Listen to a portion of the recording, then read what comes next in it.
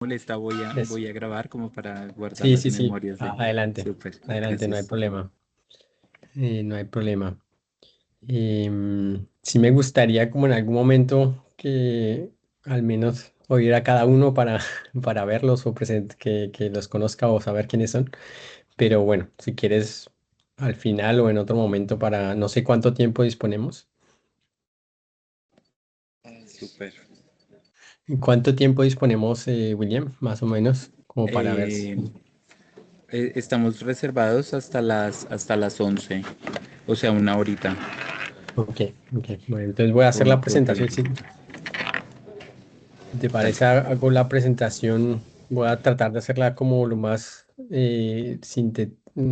lo más rápidamente posible y para que dé tiempo para las preguntas. Yo creo que al final eso es lo más importante porque pues yo me imagino muchas cosas, pero al final cada uno es cada uno tiene sus propias preguntas. Entonces, voy a empezar a compartir. Con eso no perdemos tiempo y dejamos más tiempo para preguntas. A ver, ¿cómo está esto? Share content in cloud. Eh, ah, screen. Bueno, ¿me cuentan si se ve bien o hay algo que no se ve bien? Sí, sí, se ve perfecto. Mm, Ok, bueno, pues primero que todo, muchas gracias por hacerme partícipe de este equipo de investigación. Como dice William, en realidad esto es una presentación, pero es más que una presentación, es como un intercambio, es como una manera de que podamos compartir unos con otros, como qué es lo que ha tenido experiencia y que realmente nos podamos enriquecer. Entonces yo les hablo específicamente, la verdad no los veo, entonces es como que me hablo a mí mismo, pero bueno, si algo me van diciendo. Digamos que la idea de esta presentación era un poco hacer un recapitulativo de un poco la experiencia que he tenido en cuanto a la investigación de operaciones, primero en la tesis doctoral y luego el emprendimiento. Entonces, un poco cómo fue ese camino y que digamos que enseñanzas se pueden dar, si es que hay alguna, pero bueno. Entonces, em, el tema de mi tesis realmente se basó principalmente en la optimización de rutas para personas discapacitadas, principalmente niños.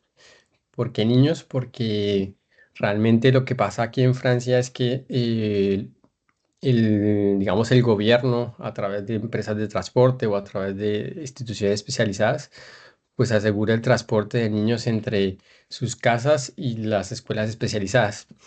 Y entonces, ese transporte es financiado por el Estado, pero es a los niños, sobre todo los que necesitan este transporte tipo puerta a puerta.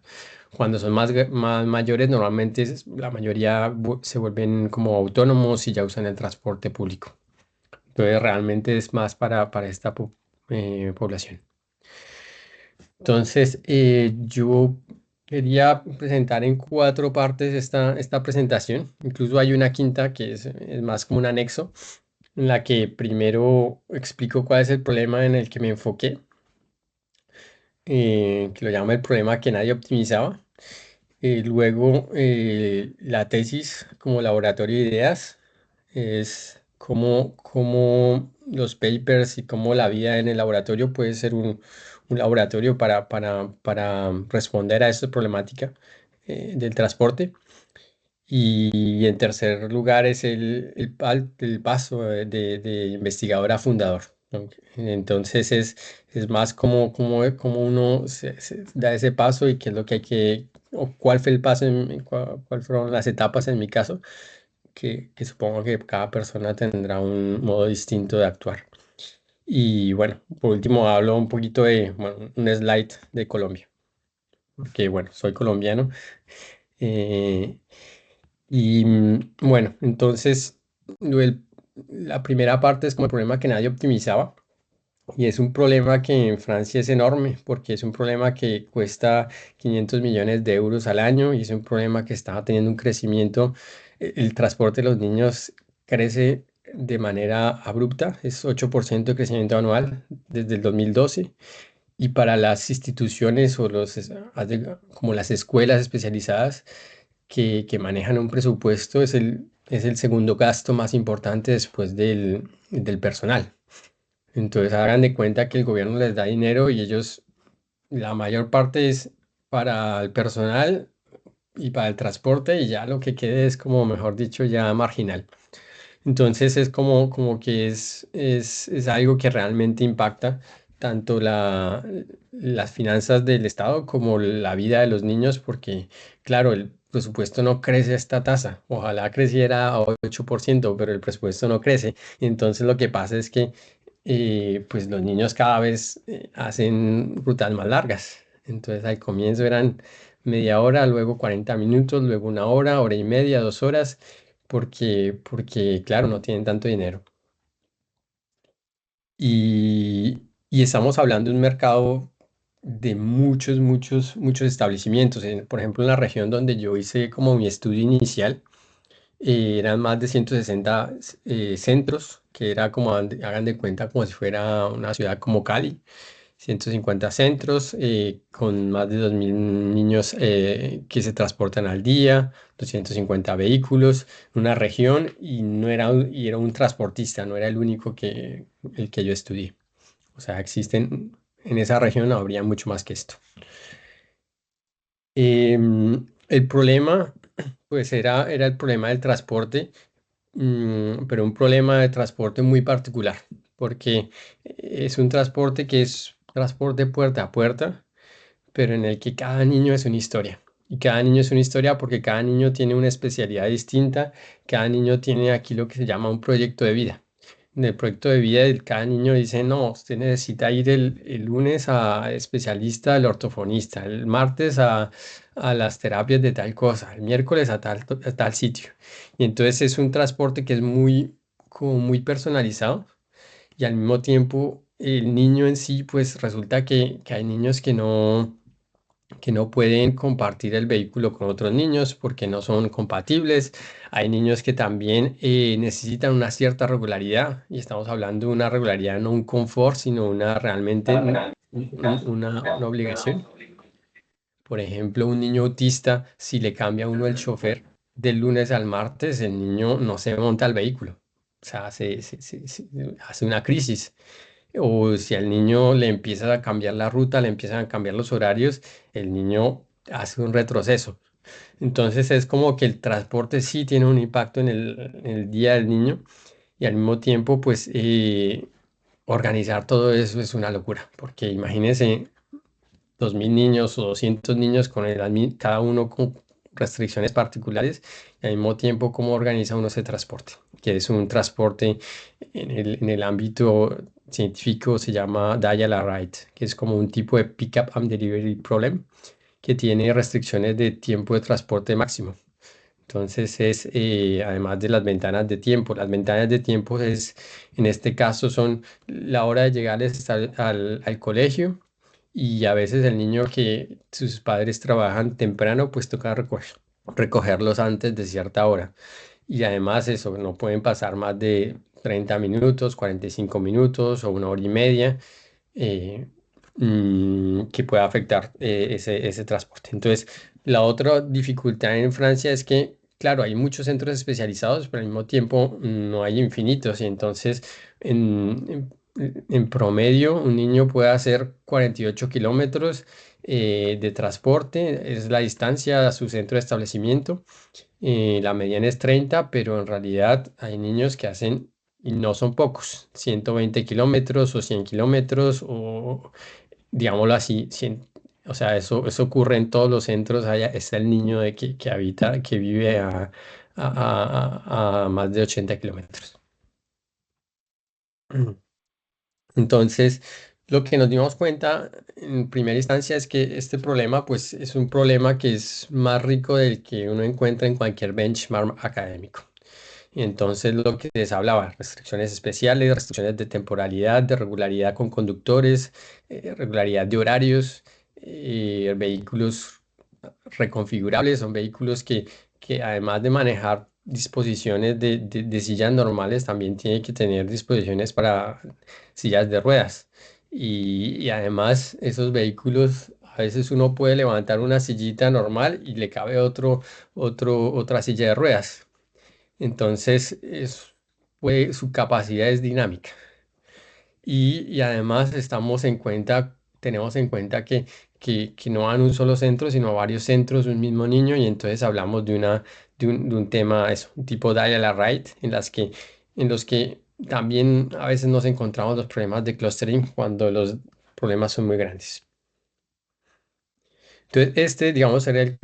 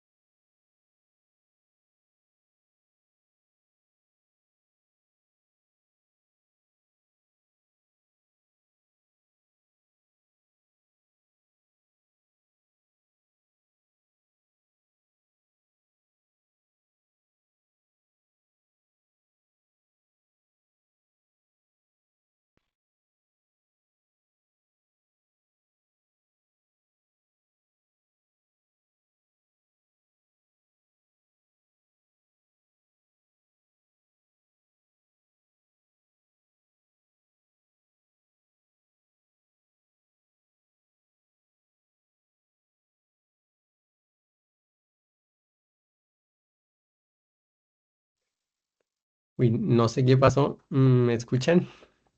Sí, señor. No sé qué pasó. La primera vez hoy decidí utilizar no el Teams normal y no el del navegador y la verdad es que no me estoy muy convencido. Volví al navegador. Vale, voy a volver a compartir y me dicen si ven la pantalla o no. ¿Se ve o no? Todavía Sí, no. sí se ve. ¿Sí se ve? Ok. Señor. Yo no sé hasta qué punto me escucharon.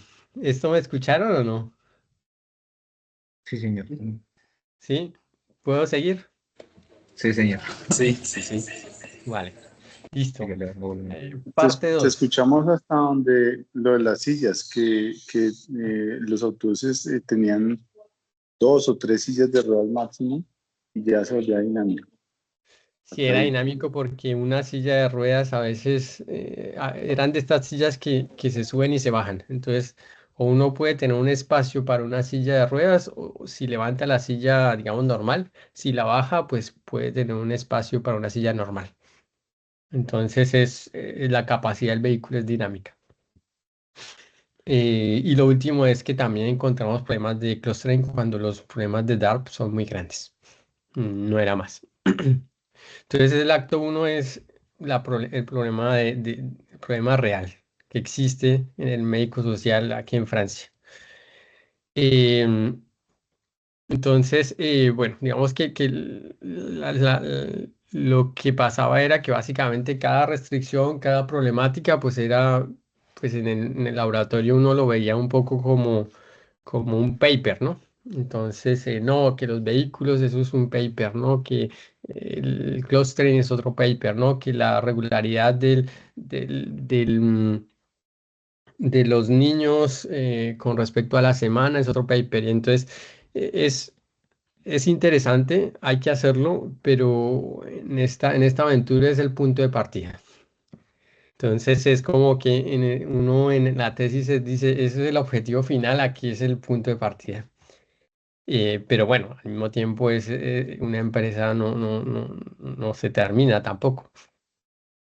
Entonces, digamos que una enseñanza que yo veía importante es que durante la tesis de doctorado es que mm, quizás la investigación de operaciones de impacto no se hace desde el escritorio en el sentido que eh, para identificar esas restricciones, para identificar el problema que se está resolviendo, pues uno tiene que estar en contacto con empresas, con instituciones que son reales en las que uno tiene que estar interactuando. En nuestro caso, pues teníamos este transportador que era el que funcionaba en la región, era un transportador de personas discapacitadas. Estaba Red Social, que era una red de establecimientos médicos sociales, que son los que, sí, los que manejan los niños.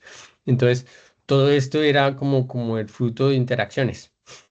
Digamos que en el ámbito pues de la tesis uno pues se alimentaba de las interacciones con ellos y al mismo tiempo pues hacía las publicaciones.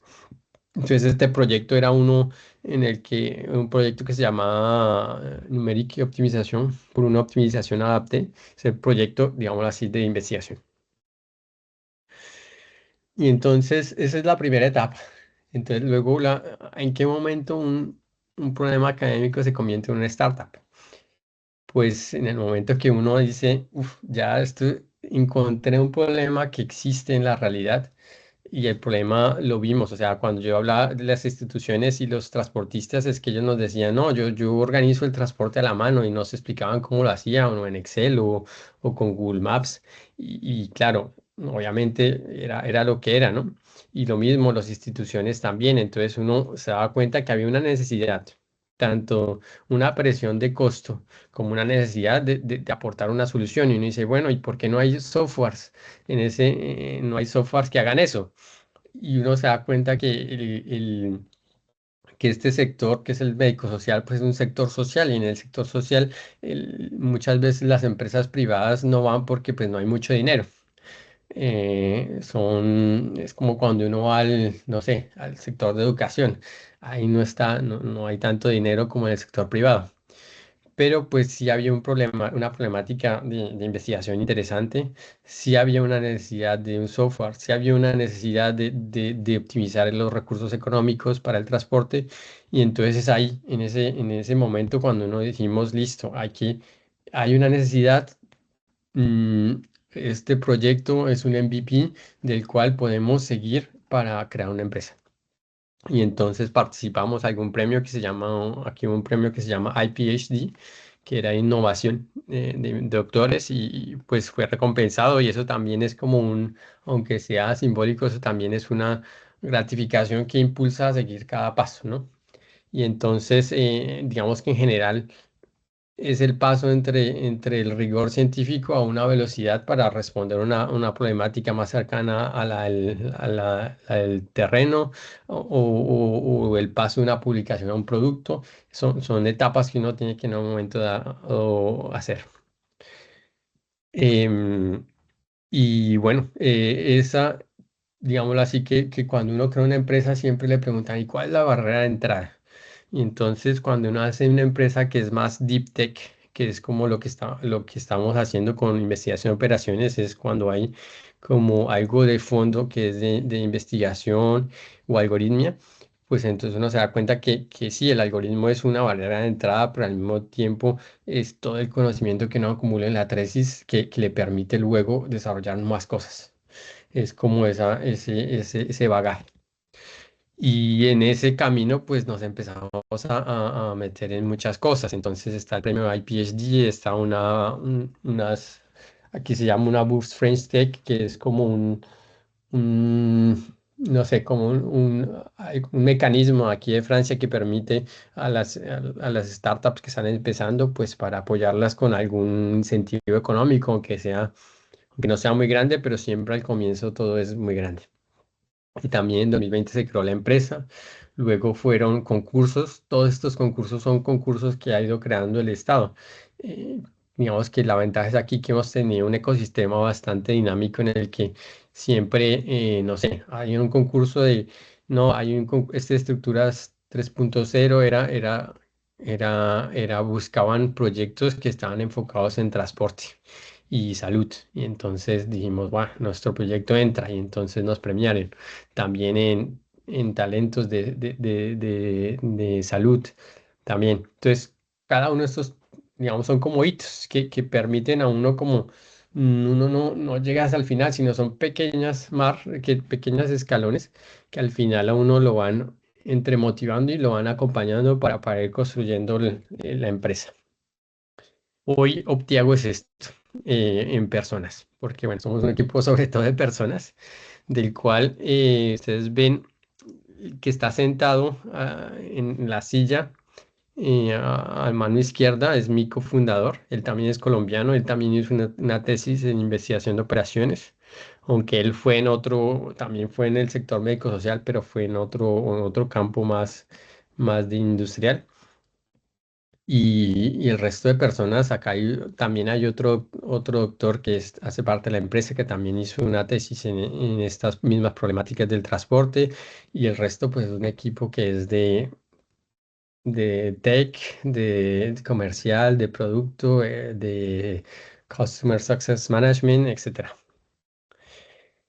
Y los productos de hoy, pues es una solución. No voy a entrar tanto en el detalle del que es Optiago hoy, porque pues igual les voy a dejar un poco la página web, pero hoy son tres productos.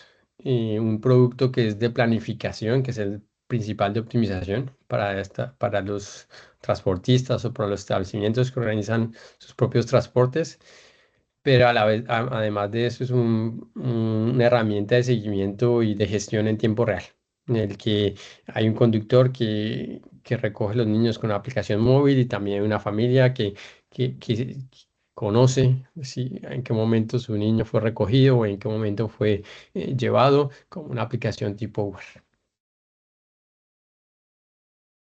Y entonces el acto 4 es más como una pregunta de reflexión, es ¿cuántos problemas reales en Colombia están esperando una tesis que los modele? Y yo creo que es una pregunta válida en el sentido que uno dice, "Uf, en realidad problemas hay muchos. Y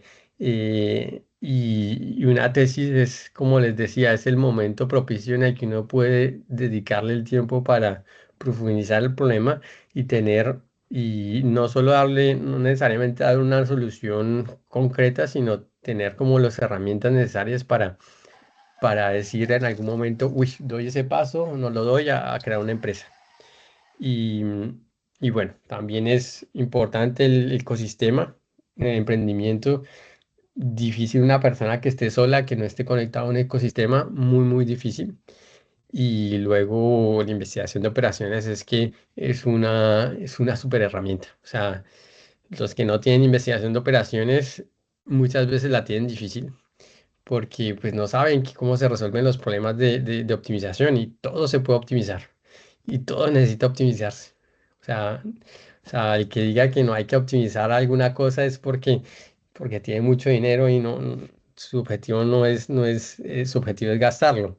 Pero en la vida real todo está limitado, todos los recursos son limitados. Y quería también terminar esta presentación como un apartado sobre la inteligencia artificial porque pues yo creo que en estos momentos es imposible no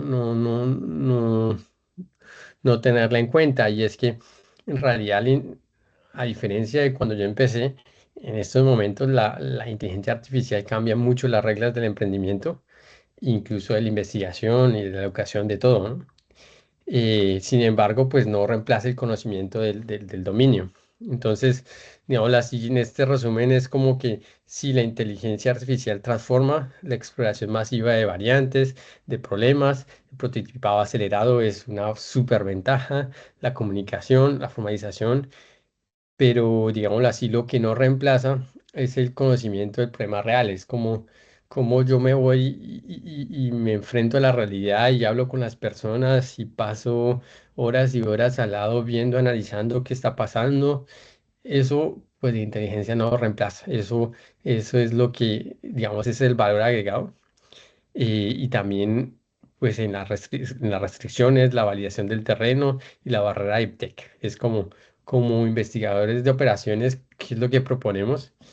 Que sea suficientemente, que aporte un valor digamos, a la problemática, pero también un valor de innovación para que pues, lo que propongamos también tenga un impacto, digamos, en las personas, pero al mismo tiempo sea lo suficiente innovador para que no llegue un competidor mañana y ya nos saque en un día del mercado, ¿no? Y ya, eso era un poco la presentación. Como les decía, es una presentación, no sé si un poco general. No quise entrar tanto en los detalles técnicos porque pues no sé cuál era, por dónde van las Sí, preguntas, pero bueno, no sé. Yo me adaptaré en función de esas gracias. preguntas. Gracias, Oscar. No, pues excelente presentación. Creo que vimos muchas cosas que son nuevas, digamos, para nosotros. Felicitaciones, qué alegría ver a un doctor en investigación de operaciones, emprendedor y teniendo un impacto social tan chévere. Yo me imagino que tenemos un montón de preguntas en la audiencia. Hay 34 personas conectadas en este momento. Entonces, si quieren, pueden ir levantando la mano, si quieren hacer preguntas. Y ya empezaron las manos a levantarse. Yo también tengo preguntas, pero Daniel, adelante. Gracias, fui la mano más rápida al oeste. Gracias, doctor. Excelente trabajo, excelente presentación. Sería muy bueno aquí por lo que estamos en muchos académicos que nos remitas de pronto los links a los papers como tal del trabajo que inicialmente fue la tesis doctoral y que han venido ganando los premios y eso, ya para ver como el detalle técnico y académico de esa propuesta. Sí, por Eso supuesto. es uno. Y te iba a decir, eh, frente a lo que fue la startup y ya empezar a crecer y nosotros tuvimos una charla que se llamaba cómo tu tesis doctoral va a trascender la necesidad y este es un ejemplo de cómo sucede eso, ¿sí? Que no solo es una tesis doctoral, sino que ya se convierte en un mundo de cosas que demuestran la mejora de las condiciones de vida de las personas. Entonces, te iba a preguntar, con el gobierno de Francia y con las entidades, ¿fue fácil eh, como dar ese salto de apoyo y de todo eso? O igual que en los gobiernos, o sea, o igual que en todo lado. Daniel, es que se te escucha un poco lejos. Se te Es, escucha. no sé si entendí, es como que si es igual en Perdón. Francia que en todo lado, esa es la pregunta. Sí, pero Vale. la parte de conseguir recursos, de establecer convenios con el gobierno, relaciones con otras empresas, etcétera, etcétera. A ver, no tengo así una gran experiencia en Colombia, entonces no sabría exactamente, pero mi intuición lo que me dice es que, digamos, la parte difícil es igual en todo el mundo. Digamos, la parte fácil que es digamos así, el ecosistema, pues es verdad que aquí hay un ecosistema un poco bastante dinámico. Yo creo que en Colombia también está creciendo. Los fuentes de financiamiento aquí obviamente son un poco más digámoslo así, más ricas, pero tampoco es la gran cosa. Es decir, que lo que les digo, o sea, digámoslo así, si les dan un financiamiento económico, pues ese financiamiento no va a resolver el problema. Realmente hagan de cuenta que es 5 o 10% como mucho del gran problema que están resolviendo, o el problema de lo que es crear la empresa y hacer que funcione.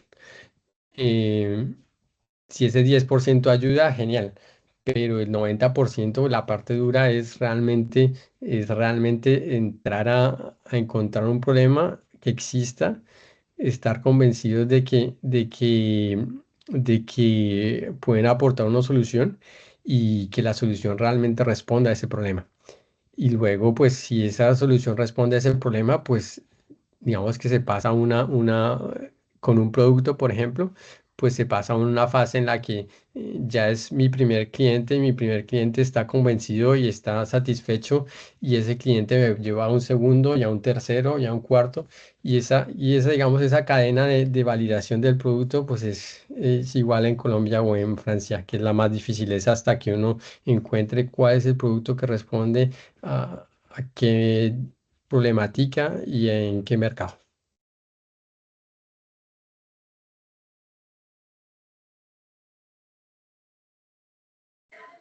Súper, súper, muchas gracias. Gracias, Oscar. Yo, yo tenía una consulta, Oscar, porque pues me estoy imaginando muchas cosas porque no conozco de cerca el detalle, pero me imagino que durante la tesis doctoral siempre el reto fue mejorar el gap, mejorar el tiempo de cómputo, mejorar como la, sí, la capacidad del modelo, mejorar que las metaheurísticas o que los algoritmos sean más eficientes. Entonces uno trata de reducir el gap y no sé qué, o los tiempos computacionales por segundos. Y, y de pronto cuando uno se enfrenta a un tomador de decisión ya del sistema o gubernamental o privado, un empresario, y uno dice, no, es que mi algoritmo es de 3%, tiene un 3% o mejora el gap en 0,5% o algo así, pues sí, eso fue como el mismo lenguaje, porque los profesores y digamos en la comunidad científica, pues eso nos importa un montón. Eso es Mm. muy valioso para la comunidad de OAR, el gap. Pero lo que yo me imagino es que para el tomador de decisiones eso no quiere decir nada. O cómo Mm. fue, o cómo es, digamos, la experiencia en ese sentido. Mm, sí, efectivamente un gap también entre lo que se espera en investigación y lo que se espera en la práctica. O sea, y siempre en eso sí hay que tener en cuenta que muchas veces los indicadores no son los mismos. O sea, uno es consciente que uno dice, bueno, investigación, lo importante es eso, tener un problema que sea suficientemente innovador, y además tenga unos resultados suficientemente buenos para que sea publicable. Pero en realidad, cuando vas a la práctica, al final puede que lo que les interese no es ni el resultado ni ese modelo, sino lo que les interese es eso, que tengan una herramienta que sea suficientemente comprensible y suficientemente adaptable a su cotidiano para que les resuelva un problema básico, ¿no? O sea, un problema, o sea, estamos hablando de un problema con el que ellos lidian todos los días y es como la herramienta les ayuda. Que dure un minuto, una hora o 2 horas, realmente para ello eso no es su problema, a menos de que estemos en un problema en nuestro caso, es un problema de planificación que es un poco un transporte regular, un poco más a largo plazo. Supongo que en otros contextos donde es un problema más de real time y que están llamando, pues ya es otra historia. Pero yo diría que eso, sí, o sea, igual es como todo, ¿no? O sea, cada, cada, cada, cada interlocutor tiene unos objetivos distintos y la parte de Deep Tech, la parte de diferenciación, la parte de, digamos así, más de investigación, sí es importante también tenerla en cuenta, sobre todo también para la búsqueda de inversionistas, porque un inversionista lo que mira es, uy, ¿cómo es esa barrera de entrada? ¿Qué tan innovador es eso? ¿Qué tan bueno es con respecto a los otros? Y no es el cliente, pero es un inversionista, es alguien que va a invertir en la empresa y que va a inyectar mucho dinero también, entonces puede hacer que la solución sea más escalable. Entonces, también no es algo a descuidar tampoco, es como igual que los artículos en una tesis no son a descuidar, pero hay que tener en cuenta es eso, como que no hay un objetivo o un indicador para todos y que por más de que yo tenga el gap a 0,01%, eso no me va a garantizar en absoluto que mi producto responde a una problemática real o que el cliente va a estar contento.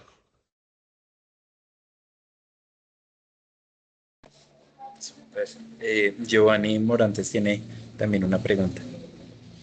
Eh, Adelante, Giovanni. Muy buenos días para todos. Ves, acabo de por sí escribir en el chat, pero tiene un contexto, ¿no? Y es que muchas veces los presidentes de las compañías son muy, a veces no les interesa la teoría que hay detrás. Simplemente sirve, no sirve, cómo sirve y qué beneficio tengo con ello. Entonces, es una barrera que puede ser dentro de las empresas o dentro de, pues, más en este proceso que llevas sintiendo siendo emprendedor y no teniendo ese punto de arranque, eh, pues, ¿cómo enfrentaste esa barrera que yo digo como inicialmente como comunicacional, ¿no? Y la segunda, pues, tiene que ver cómo hiciste de forma concreta para poder sortear esa barrera y lograr algo tangible. Ok, la primera es la parte de cómo convencer, bueno, no sé si ya interpreto bien, pero cómo convencer a los clientes o a los que toman las decisiones de nuestra proposición. ¿Es eso? ¿O Sí, del yo te la seguí producto? por el chat, que digamos A ver, son dos estoy concretas, sino que hay buscando más ahí justamente como contexto, donde esté. pero Un digamos momento. que la primera es cómo enfrentaste esa barrera de comunicación con los inversionistas. Súper. Porque digamos que uno tal vez desde la academia tiene un lenguaje pues mucho más teórico tal vez y en ocasiones o aquí en eso me he enfrentado en Colombia que no les interesa tal vez que hay por debajo siempre y cuando el resultado se dé. Sí, sí, sí, hay como quien dice, hay que adaptarse. O sea, la capacidad de un emprendedor, y es quizás algo que uno a veces no desarrolla tanto en la academia, es la capacidad de adaptarse o al interlocutor, o al público, o a los intereses con los que estén interactuando. Y eso se nota de una. O sea, yo me acuerdo cuando salí justo. Mis presentaciones, eso eran unas presentaciones muy académicas, y eso obviamente, eso ya de por sí ya creaba como una barrera de no, está en otro planeta. Bueno, quizás no tan así, pero se veía digámoslo así, digámoslo, inmadurez desde el punto de vista como más de empresa.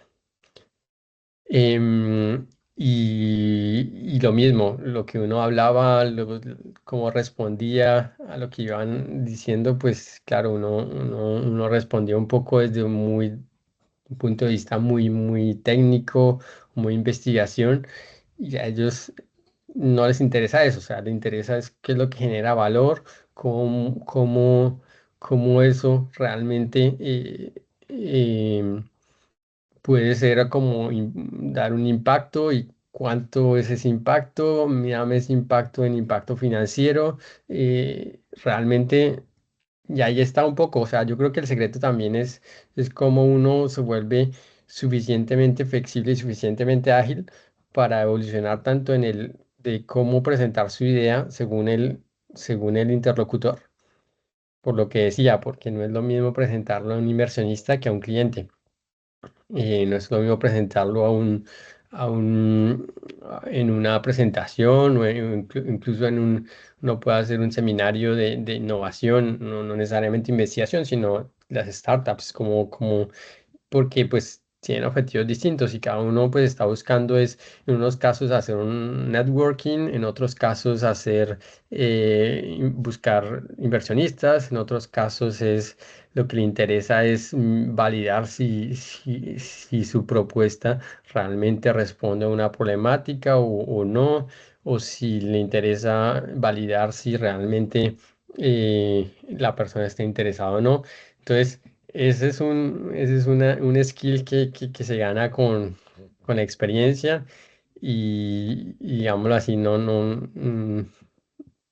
se aprende en el doctorado, pero se aprende o a los golpes, o no sé cómo. Supongo que en cursos de emprendimiento también. Sí, es verdad. Al comienzo me acuerdo que también teníamos mucho coaching de personas que son en estos como incubadoras, que nos ayudaban también. Y eso yo creo que fue clave también, como testear coaching de personas que conocen, y que sean lo suficientemente sinceras para decirle a uno, no, eso vuelve a hacer eso, porque eso no le entiende nadie nada. Eh, no le da importancia a eso. Yo sé que es importante en el ámbito científico, pero para este caso no se centra en eso. y uno tiene que ser lo suficientemente abierto, suficientemente flexible para saber detectar qué es lo importante en cada contexto y saber dar eso que es lo que necesitan. Y la otra pregunta, yo no encuentro el chat aquí, no sé por qué no Sí, me... No, pero creo que con lo que mencionaste, abordaste las dos preguntas. Muchas súper. gracias, Oscar. No sé si es que no me lo tiene activo el chat o qué es lo que pasa esto. Así no sé. Mm, Tiene la mano levantada el profesor Gonzalo. Adelante, Gonzalo, ¿cómo estás? Buenos días. mm. Ya A es que ver, ¿Estás, estaba Micho? muteado. Bueno, buenos días, Oscar. Buenos días, William. Felicitaciones por buenos la días. presentación y también pues por el emprendimiento. No me alcancé a oír al puro principio, entonces no supe si el emprendimiento está en Francia o en dónde está. Pero bueno, te quería preguntar yo he ido a bastantes cursos de emprendimiento, científico y ese tipo de cosas, y le dicen a uno, mire, si usted quiere hacer algo, digamos, progresar realmente, no lo haga en Colombia. En Colombia usted queda amarrado al mercado local y allá no le creen, usted tiene que hacer algo por fuera de Colombia y ponerle un nombre en inglés, una cosa así, tech, no sé qué cosa. Y pues tenemos el ejemplo clásico de Rappi, que es el caso de estudio por excelencia. Eh, ¿Cuál es tu opinión al respecto? Yo no he hecho emprendimiento en Colombia, pero digamos mi intuición me dice que no me la creo tanto. Es decir, que a ver, depende de lo que se busque también. Si es como un emprendimiento de miles de millones de dólares, pues no sé, quizás no es el contexto para buscar inversionistas en Algo, Colombia. algo como científico, como lo que hacemos nosotros, no sé, la aplicación de Machine Learning o de inteligencia artificial o de investigación de operaciones. Y, yo creo o sea, sí, depende de lo que se busque, pero digámoslo así, al final, si tú convences a un cliente en Colombia o en Francia, es casi igual. O sea, al final, tú no puedes decir que porque mi producto es así y porque en Francia sí lo compran o no, pues realmente depende de lo que está uno solucionando, ¿no? Y yo creo o sea, mi intuición me dice que en realidad en Colombia hay empresas, en Colombia hay emprendimientos también muy buenos y yo creo que, digámoslo así, es como una falsa excusa pensar que tiene que ser en otro país. A menos lo que te digo, aquí también muchas veces dicen, no, tiene que ser en Estados Unidos porque la Silicon Valley es donde está todo donde está todas las empresas y donde está toda la dinámica.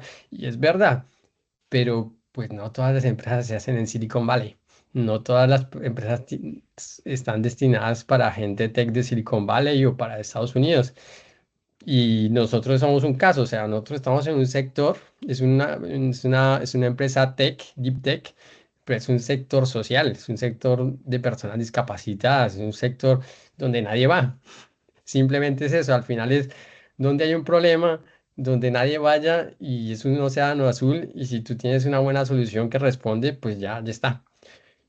Seguramente, claro, y nosotros tuvimos muchos problemas y aún lo tenemos en el sentido de que no es un mercado de miles de millones de euros porque pues el sector de discapacidad no es un sector enorme, no es un B2C, es un B2B, pero siempre está restringido en términos de porcentajes, en términos de market size. Pero al final es eso, o sea, nadie va a ser, no todo el mundo está llamado a ser un Uber, no todo el mundo está llamado a ser un Rappi y yo puedo ser una empresa muy exitosa en un mercado mucho más restringido, con un mercado mucho más pequeño, mientras tenga una solución que responda a esa problemática y mientras sea suficientemente buena para que la competencia no me arrase. Entonces yo diría es eso, es como más centrarse en problema-solución que tiene que ser en el Silicon Valley. Y ya lo otro, lo siguiente, sí, no, mi solución es súper buena, yo soy Y yo esto lo he oído muchas veces, es que uno tiene que empezando siendo el mejor digamos, como quien dice en su pueblo. Y ya cuando seas bueno en su pueblo, pues ya si quieres pasar a la ciudad o a un país, pues ya tú dices, no, yo es que yo soy el mejor de mi pueblo y entonces ya te creen aún más, ¿no?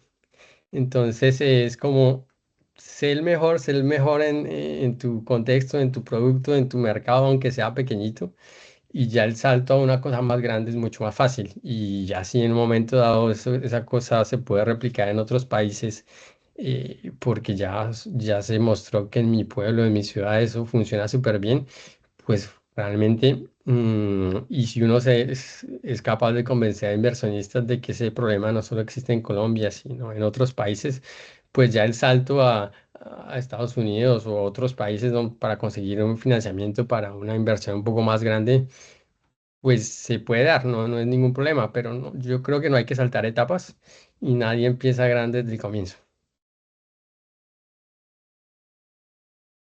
Gracias, Oscar, por tu punto de vista. Me parece muy interesante. Como te decía, creo que es la primera persona que me que me dice eso. Todos me dicen, no, no, no, usted quiere algo, claro, se pueden hacer emprendimientos chiquitos en Colombia, pero no sé qué, pero si usted quiere realmente hacer algo grande, váyase para otro lado. Pero me parece muy interesante lo que me estás comentando y pues, y sobre todo en un sector como tan poco común, ¿no? Entonces, claro. Bueno, muchas gracias. Ujú. Bien, con gusto. Bueno, súper, muchísimas gracias, Oscar.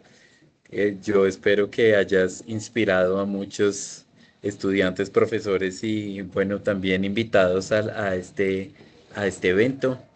En un momento tuvimos como 36, 37 personas conectadas, entonces pues estoy bien contento con el resultado del evento. De verdad, muchas gracias, Oscar, y te deseamos una facturación muy grande, que ayudes a muchos niños todavía a llegar rápido a su colegio y a su hogar de la mejor manera. De verdad, qué orgullo y muchas gracias a todos también por estar aquí, por sus preguntas, por sus comentarios.